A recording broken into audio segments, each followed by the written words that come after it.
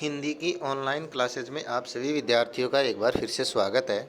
आज हम कक्षा 9 की जो द्वितीय पुस्तक है, पूरक पुस्तक जिसे हम बोलते हैं, कृतिका, उसका एक चैप्टर करने वाले हैं और चैप्टर है माटी वाली। माटी वाली है वो विद्यासागर नौटियाल की रचना है। महत्वपूर्ण चैप्टर है जो हमें विस्थापन की समस्या को बताने का प्रयास कर रहे हैं कि किस प्रकार से अचानक से किसी स्थान को छोड़कर दूर चले जाने का जो आदेश मिल जाता है सरकार द्वारा, उसके बाद किस प्रकार की समस्याएं जनता को होती हैं। इस समस्या को उन्होंने बखूबी उठाया है। तो सबसे पहले हम आरंभ करते हैं माटी वाली चैप्टर में जो कुछ दिया है उसके बारे में, और फिर उसके बाद हम देखते हैं विद्यासागर नौटियाल के परिचय के बारे में। सबसे पहले हम देखते हैं इसके अंदर कि इस कहानी एक छोटी सी, विद्यासागर नौटियाल ने विस्थापन की समस्या को प्रभावी ढंग से उठाया है। जैसे हमने पहले चर्चा की वही है इसमें कि विस्थापन की समस्या। विस्थापन क्या होता है? जब हम एक जगह स्थान पर रह रहे होते हैं और हमें दूसरी जगह पर जाना पड़े तो हम क्या हो गए, एक प्रकार से विस्थापित हो गए। मान लीजिए हम यहाँ पर रह रहे हैं और यहाँ से सरकारी आदेश आया कि आपको ये जगह छोड़ करके कहीं दूसरी जगह जाना है, तो हम क्या हो गए, यहाँ आने के बाद एक तरीके से विस्थापित हो गए दूसरी जगह। अब अचानक से हमें कोई दूसरी जगह आने के लिए कहे तो ये एक प्रकार के क्या हो गया, विस्थापन हो गया। और ये एक समस्या है जिसको विद्यासागर नौटियाल ने अपनी इस कहानी में बड़े ही प्रभावी ढंग से बताया है। गरीब और श्रमिक वर्ग इस समस्या से कैसे जूझ रहा है, गरीब आदमी, विशेष तौर पर मेहनतकश आदमी इस समस्या से कैसे जूझ रहा है, इसको बड़े प्रभावी ढंग से बताया है। लेखक ने इसका बहुत ही संवेदनशील और मार्मिक चित्र खींचा है। तो इसके बाद हम जान लेते हैं विद्यासागर नौटियाल के जीवन परिचय के बारे में, फिर हम अपनी कहानी आरंभ करते हैं। विद्यासागर नौटियाल जो हमारी माटी वाली कहानी के रचनाकार हैं, जन्म हुआ था सन 1933 और मृत्यु 2012 में। समसामयिक कथा लेखक विद्यासागर नौटियाल का जन्म माली देवल गांव, टिहरी, गढ़वाल, उत्तरांचल, ठीक, उत्तरांचल के ये रहने वाले थे। टिहरी जो स्थान है वहाँ पर हुआ था और उच्च शिक्षा उन्होंने वाराणसी से ग्रहण की थी, बनारस जिसे हम बोलते हैं। पहाड़ी जीवन, विशेषकर टिहरी गढ़वाल के जीवन यथार्थ के कुशल चितेरे, मानो उन्होंने अपने जहाँ उन्होंने जीवन यापन किया, पहाड़ी जीवन क्षेत्र जो है, पहाड़ी जीवन शैली जो है, उसका उन्होंने बड़ा ही सुंदर चित्र खींचा है। चितेरे नौटियाल जी की भाषा में मिट्टी की सौंधी गंध रची बसी है। उनकी भाषा में मानो उसकी स्थान विशेष की गंध आपको सुनाई या महक आपको महसूस होगी, दिखाई देगी। तो वो सौंधी गंध उनकी भाषा में स्पष्ट रूप से देखने को मिलती है। अब हम चलते हैं अपने मूल पाठ, जो हमारी कहानी है। कौन सी कहानी? माटी वाली। माटी वाली एक बहुत अच्छी कहानी है जिसमें एक माटी वाली है और किस प्रकार से उसको विस्थापन की समस्या झेलनी पड़ती है, ये हमारी कहानी का मूल भाव या मूल आधार होगा। तो चलिए फिर शुरू करते हैं। माटी वाली, विद्यासागर नौटियाल। शुरू करते हैं। शहर के सेमल का तप्पड़ मोहल्ले की ओर बने आखिरी घर की खोली में पहुंचकर उसने दोनों हाथों की मदद से अपने सिर पर धरा बोझा नीचे उतारा। किसने? माटी वाली ने। माटी वाली है, सिर पर बोझा है, और बोझा किसका है भाई? जैसे दूध वाला होता है, चाय वाला होता है, सब्जी वाला होता है, तो सब्जी वाले के पास सब्जी होती है, दूध वाले के पास दूध होता है। तो उसी प्रकार माटी वाली के पास क्या है? माटी। माटी बेचती है वो। देखिए किस प्रकार से बेचती है, एक रोचक कथा है। माटी वाली शहर के सेमल का तप्पड़ मोहल्ले की ओर आखिरी जो घर है उसकी खोली में पहुंच जाती है और दोनों हाथों से वह माटी वाली अपने सिर पर रखा हुआ बोझ नीचे उतार देती है। मिट्टी से भरा कंटर, मिट्टी से भरा हुआ क्या है? कंटर। कंटर एक प्रकार का हमारी भाषा में क्या होता है? पीपा होता है, लोहे का कनस्तर जिसे हम बोलते हैं, उसको ये क्या बोल रहे हैं? कंटर बोल रहे हैं। माटी वाली अपने सिर से मिट्टी से भरा हुआ वो लोहे का कनस्तर नीचे उतारती है। टिहरी शहर में शायद ही कोई ऐसा घर नहीं बना होगा जिसे वह न जानती हो या जहां उसे न जाना जाता हो। टिहरी शहर की बात है। टिहरी वही जहाँ के विद्यासागर नौटियाल हैं, टिहरी गढ़वाल। उस टिहरी शहर में शायद ही ऐसा कोई घर नहीं होगा जिसे वह न जानती हो। सब घर वालों को वो जानती है, या फिर हम कहें कि सारे घर उसे जानते हैं। घर के कुल निवासी बरसों से वहाँ रहते आ रहे हैं। किराएदार उनके बच्चे तलक माटी वाली को अच्छे से जानते हैं।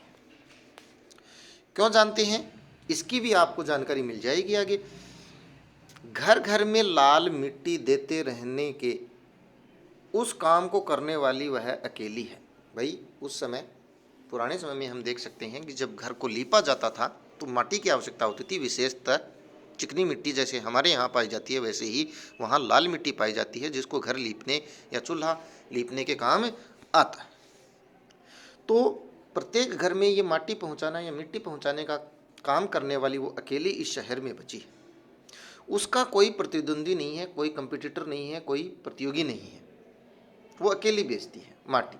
अब आप सोचते हो कि माटी अकेली बेचती है, इसका मतलब बहुत ज़्यादा पैसा कमाती होगी। नहीं, उसके बगैर तो लगता है टिहरी शहर के कई घरों में चूल्हा जलना तक मुश्किल हो जाएगा।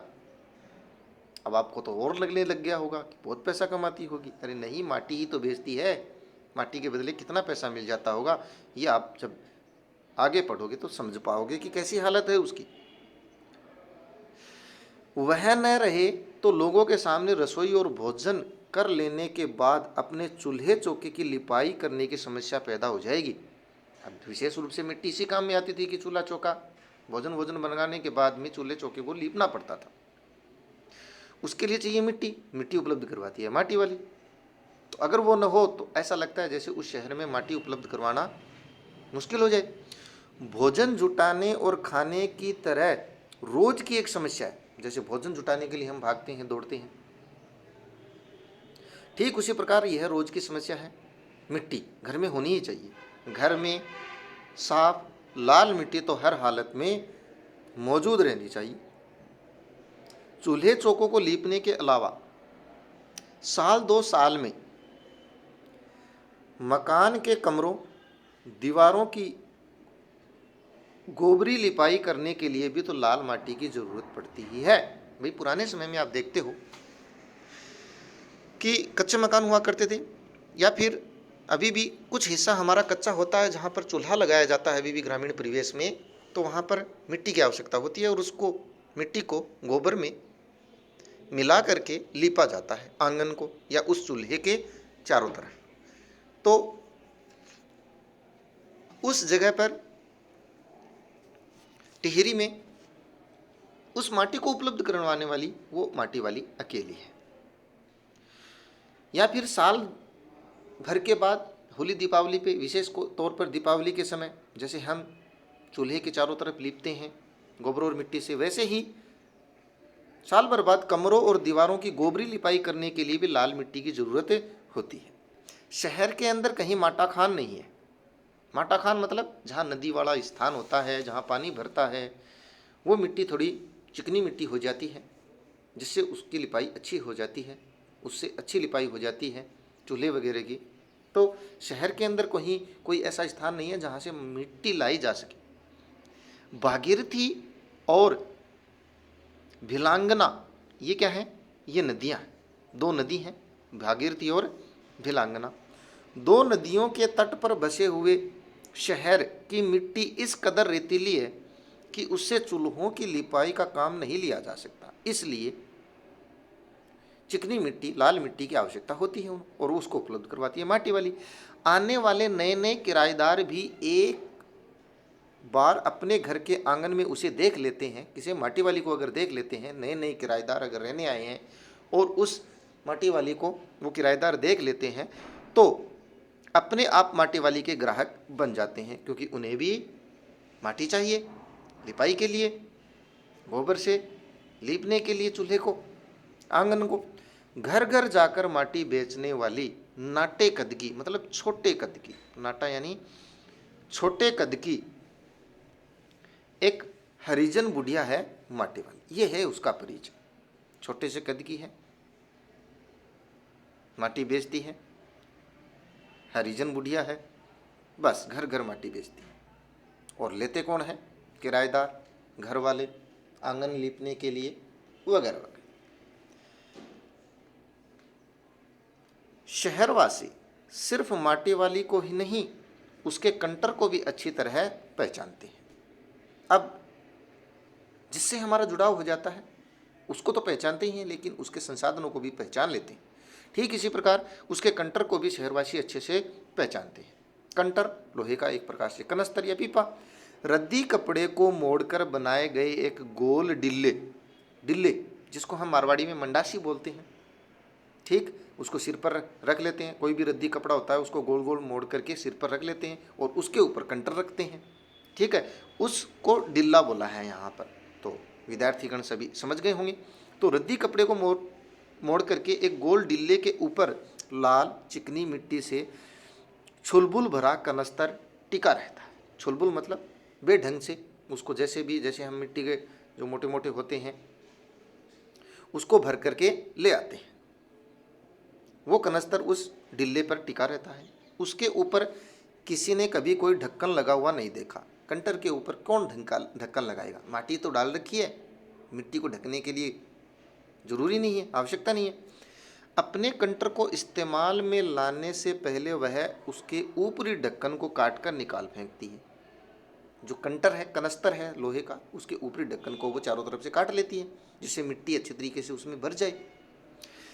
ढक्कन के न रहने पर कंटर के अंदर मिट्टी भरने और फिर उसे खाली करने में आसानी रहती है। ये मैंने बता दिया कि अगर उसके ऊपर वाले ढक्कन को काट लेते हैं तो आसानी से उसमें मिट्टी भर जाती है और उसको खाली करने में भी आसानी हो जाती है। उसके कंटर को जमीन पर रखते रखते सामने के घर से 9-10 साल की एक छोटी सी लड़की कामिनी दौड़ती हुई वहां पहुंची। कहाँ पहुंची? माटी वाली ने सेमल के तप्पड़ के आखिरी मकान की उस खोली में जहाँ उसने मिट्टी दी है उस घरवाले को, वहीं पर जो शुरुआत में आया था चैप्टर में, प्रारंभ में। तो जैसे ही उसने वहाँ पर मिट्टी रखी तो सामने के घर से भी एक छोटी बालिका, कौन, कामिनी, दौड़ती हुई आई, उसके सामने खड़ी हो गई और बोली, मेरी माँ ने कहा है जरा हमारे यहाँ भी आना। और वो माटी वाली कहती है, अभी आती। बिल्कुल आती हूँ। छोटी बच्ची ने उसे बुलाया। घर की मालकिन ने माटी वाली को अपने कंटर की माटी कच्चे आंगन के एक कोने पर उड़ेल देने के लिए कहा। उस घर की मालकिन ने जहाँ वो खड़ी है और बोली कि इस मिट्टी को इस आंगन के कोने में उड़ेल दो। फिर घर की मालकिन कहती है, तू बहुत भाग्यवान है। वाह, क्या भाग्यशाली है। अब देखो भाग्यवान भी कितनी है, चाय के टाइम पर आई है, मतलब चाय पीने के टाइम पर आई है हमारे घर। भाग्यवान आए खाते वक्त। भाग्यवान वही होता है जो खाते वक्त आए तो उसको भी भोजन में से कुछ हिस्सा मिल जाता है। वह अपनी रसोई में गई और 2 रोटियां लेती आई। रोटियां उसे सौंपकर वह फिर अपनी रसोई में घुस गई। भाई 2 रोटियां जो पुरानी पड़ी थी वो उस माटी वाले को उसने दे दी और वापस रसोई में चली गई। माटी वाली के पास अपने अच्छे या बुरे भाग्य के बारे में सोचने का वक्त नहीं था। ये प्रश्न भी बन सकता है, क्यों नहीं था वक्त? कहाँ से आएगा वक्त? बेचारी दिन भर माटी बेचती है तो उसका भाग्य अच्छा है या बुरा है ये सोचने का वक्त उसके पास है भी कहाँ, और इतनी गरीब है फिर। तो जिस प्रकार से वो घरवाली मालकिन कह रही थी कि तू भाग्यशाली है, तो वो क्या सोचे कि वो कितनी भाग्यशाली है या भाग्यशाली नहीं है। इतना कुछ सोचने का उसके पास समय नहीं है। घर की मालकिन के अंदर जाते ही माटी वाली ने इधर उधर तेज निगाहें दौड़ाई। क्यों दौड़ा रही है निगाहें? क्या चोरी करेगी? देखिए क्या करती है। हाँ, इस वक्त वह अकेली थी, बिल्कुल अकेली थी। उसे कोई देख नहीं रहा था। उसने फौरन अपने सिर पर धरे डिल्ले, डिल्ले मतलब वो जो कपड़ा है पुराना जिसको उसने कनस्तर सिर पर रखने के लिए नीचे गद्दी के रूप में बना रखा है। उस डिल्ले के कपड़े के मोड़ों को हड़बड़ी में एक झटके में खोला और उसे सीधा कर दिया, बिल्कुल से सीधा कर दिया उसको। जो कपड़ा उसने सिर पर रख रखा है कनस्तर रखने के लिए, उस कपड़े को उसने जल्दी से क्या किया, सीधा कर दिया। क्यों किया देखते हैं। फिर इकहरा कर दिया, फिर जैसे वो 2-3 पुड़त में था, डबल में था, तो उसको इकहरा कर दिया। खुल जाने के बाद वह एक पुरानी चादर के एक फटे हुए कपड़े के रूप में प्रकट हुआ। क्या वो पुराना कपड़ा जो उसने सिर पर रख रखा था वो एक खुले कपड़े में बदल गया, अकेले बड़े कपड़े में। ठीक है, क्या करेगी वो ही हमें देखना है। मालकिन के बाहर आंगन में निकलने से पहले उसने चुपके से अपने हाथ में थामी 2 रोटियों में से एक रोटी को मोड़ा और उसे कपड़े पर लपेटकर गांठ बांध दी। साथ ही अपना मुंह यूं ही चलाकर खाने का दिखावा करने लगी। तो ये हुआ है, उसने मालकिन ने जो 2 रोटियां दी है उसमें से एक रोटी उसने उस कपड़े के डिल्ले को खोल करके, उसकी तहें खोल करके उसमें एक रोटी लपेट ली थी और बाकी मुंह चलाने का दिखावा किया मालकिन के सामने कि मालकिन को ये लगे कि उसने एक रोटी खा ली। क्यों बचाई है उसने एक रोटी, कहाँ ले जाएगी उस एक रोटी को। अब जिस महिला के पास एक एक रोटी का हिसाब रखने मजबूरी हो, एक एक रोटी हिसाब रखने की क्या हो, मजबूरी हो, वो अपने अच्छे बुरे भाग्य के बारे में क्या सोचेगी, नहीं सोचेगी। उसे एक एक रोटी बड़ी मजबूरी में मिलती है, बड़ी कठिनाई से प्राप्त होती है। तो देखते हैं आगे क्या होता है। साथ ही वह अपना मुंह चलाने का दिखावा करने लगी। घर की मालकिन पीतल के एक गिलास में चाय लेकर के लौटी। उसने वह गिलास बुढ़िया के पास जमीन पर रख दिया कि इस चाय के साथ रोटी खा लो। अब देखो क्या करें, मजबूरी में चाय भी अच्छा पकवान बन जाता है रोटी के साथ। ले सद्दा बासी साग कुछ है नहीं अभी, इसी चाय के साथ निकल जा। और वो उस मालकिन ने कहा कि ये ले चाय का गिलास, अभी कोई पुराना सब्जी वगैरह तो है नहीं, तो निकल जा, खा ले, इसी चाय के साथ ये रोटी खा ले। माटी वाली ने खुले कपड़े के एक छोर से पूरी गोलाई में पकड़ करके, भाई माटी वाली ने कपड़े का जो एक छोर लिया और उसे पूरी गोलाई के साथ पीतल के उस गिलास को, गरम गिलास को हाथ में उठा लिया पकड़ करके। भाई पीतल का गिलास गर्म था, तो उसने उस कपड़े को चारों तरफ से लपेट करके पीतल के गिलास में पकड़ करके उठा लिया, हाथ न जले।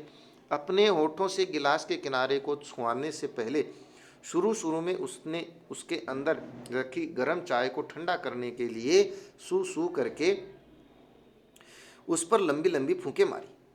जैसे हम चाय पीते हैं तो थोड़ी उसमें फूंक मारते हैं, जिससे वो गर्म चाय थोड़ी सी हल्की ठंडी हो जाए और फिर पीने में आसानी हो। तब रोटी के टुकड़ों को चबाते हुए धीरे धीरे चाय सुलगने लगी। ये है गरीब आदमी का अच्छा भोजन, अच्छा नाश्ता, जो माटी वाली को उस घर से प्राप्त हुआ है। और देखिए क्या कहती है, गरीब आदमी देखिए कितने अच्छे विचार रखता है। चाय तो बहुत अच्छा साग हो जाता है ठकुराइन जी, मजबूरी में चाय भी अच्छा साग हो जाता है ठकुराइन जी, बड़ी अच्छी बात कही है। मजबूरी में और करें भी क्या। भूख तो अपने आप में एक साग होती है बुढ़िया, भूख मीठी कि भोजन मीठा। बहुत अच्छी लाइन आई है, बहुत ही अच्छी लाइन आई है। ठकुराइन जी ने भी बड़ा अच्छा जवाब दिया कि बुढ़िया भूख तो अपने आप में एक साग होता है, अर्थात जब जबरदस्त भूख लगी हो तो सूखी रोटी भी डबल रोटी नज़र आती है, ब्रेड नज़र आती है, अच्छा पकवान नज़र आती है। क्योंकि भोजन मीठा नहीं होता, भूख मीठी होती है। जब ज़बरदस्त भूख लगती है तो सूखा भोजन भी स्वादिष्ट लगता है, और भरा हुआ पेट हो तो बढ़िया पकवान भी अच्छे नहीं लगते। इसलिए कहा गया है कि भूख मीठी या भोजन मीठा, तो भूख ही क्या होती है, मीठी होती है। क्योंकि अगर ज़बरदस्त भूख लगी हो तो साधारण पकवान भी हमें क्या लगते हैं, स्वादिष्ट लगते हैं। ठीक, तो ठकुराइन जी ने क्या कहा कि बुढ़िया भूख ज़्यादा प्रभावी होती है, एक खुद साग होती है जो सूखे भोजन में भी मिठास पैदा कर देती है। तुमने अभी तक पीतल के गिलास संभाल कर रखे हैं, अब वो माटी वाली कहती है, ठकुराइन जी तुमने अभी तक पीतल के गिलास संभाल कर रखे हैं, पूरे बाजार में और किसी घर में अब नहीं मिल सकते ये गिलास। जैसे कि महिलाओं के बीच आपस में बातचीत हो जाती है, वैसी ही बातें दोनों आरंभ करने लग जाती हैं कि तुमने अभी तक इन पीतल के गिलास को, जो पुराने ज़माने में हुआ करते थे पीतल के गिलास, धरोहर जिसे हम बोल सकते हैं, क्या बोल सकते हैं, धरोहर जिसे बोल सकते हैं, वो धरोहर है ठकुराइन जी आपने अभी तक संभाल के रखे हैं। पूरे बाजार में पीतल के गिलास किसी भी घर में नहीं मिल सकते, क्योंकि सबने वो पीतल के गिलास औने पौने भाव में बेच दिए, दे दिए। और वहाँ आ गए क्या, स्टील, प्लास्टिक, ये चीज़ें आ गई हैं, जबकि पीतल कीमती है। तो इस प्रकार से माटी वाले ने उस ठकुराइन जी से वार्तालाप आरंभ किया। आगे इस वार्तालाप में क्या होगा, क्या बात करेगी और वो अपनी रोटी किसके लिए बचा करके ले जा रही है, इसके बारे में हम अगली वीडियो में जानेंगे। वीडियो लंबा ना हो, छोटे छोटे पार्ट में हम इस चैप्टर को ख़त्म करेंगे। तो मैं समझता हूँ विद्यार्थियों को, सभी को ये पार्ट अच्छे से समझ में आ रहा होगा। मिलते हैं नए वीडियो के साथ, तब तक के लिए आप सभी विद्यार्थियों का बहुत बहुत धन्यवाद।